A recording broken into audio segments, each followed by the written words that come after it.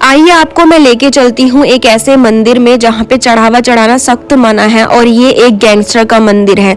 ये मसूरी रोड पर पड़ता है भोले बाबा का मंदिर। दोस्तों ये इतना बड़ा है, मुझे लगा था कि हम इसके चारों तरफ घूमेंगे, लेकिन मैंने सिर्फ इसका ये लगा लो कि एक ही हिस्सा मैंने इसका एक्सप्लोर करा है।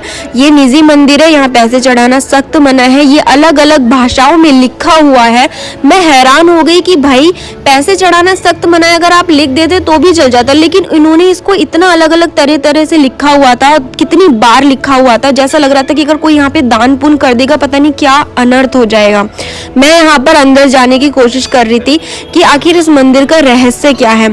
फिर हम यहाँ पे अंदर गए, हमने भोले बाबा के दर्शन करे और मैंने लोगों से पूछने की कोशिश भी करी, लेकिन किसी ने मुझे नहीं बताया क्योंकि वहाँ पर लिखा हुआ था।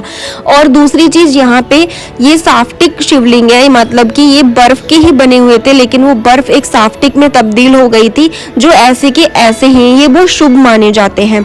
यहाँ पर सभी लोगों को चाय का प्रसाद मिल रहा था। यहाँ पे कभी कढ़ी चावल मिलते हैं, कभी दाल चावल मिलते हैं, कभी हलवा पूड़ी मिलती है। तो जिस दिन हम गए थे वहाँ पे हमें सिर्फ चाय का प्रसाद ग्रहण करना था, वो हमें मिला था।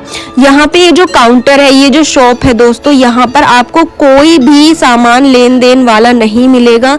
यहाँ का ये है कि काउंटर पे ज़्यादा लोग नहीं रहते।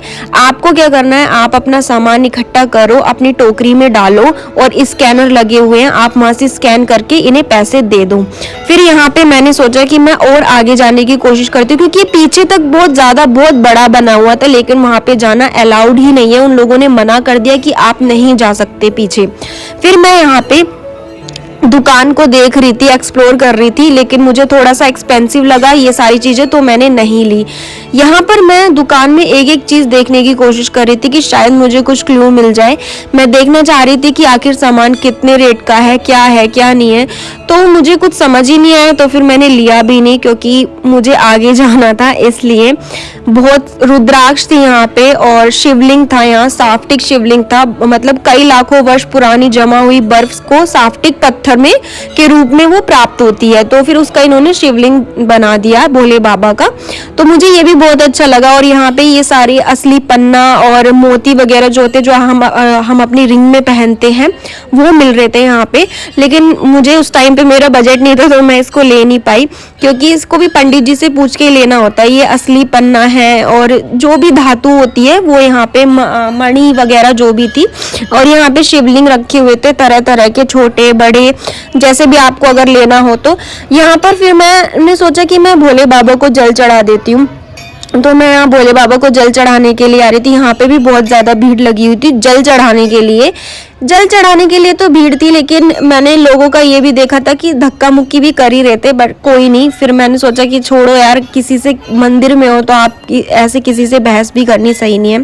तो मैं फिर ये बाहर जाके मैं पानी लेके आ रही थी। फिर मुझे पता चला कि ये पानी तो साइड में ही मिल रहा था जो जल था, तो मैंने यहाँ से जल चढ़ाया लोटा लेके, और मैं यहाँ पे गौरव को ढूंढ रही थी कि भाई यहीं पे पानी मिल रहा है, तुम बाहर क्यों चले गए।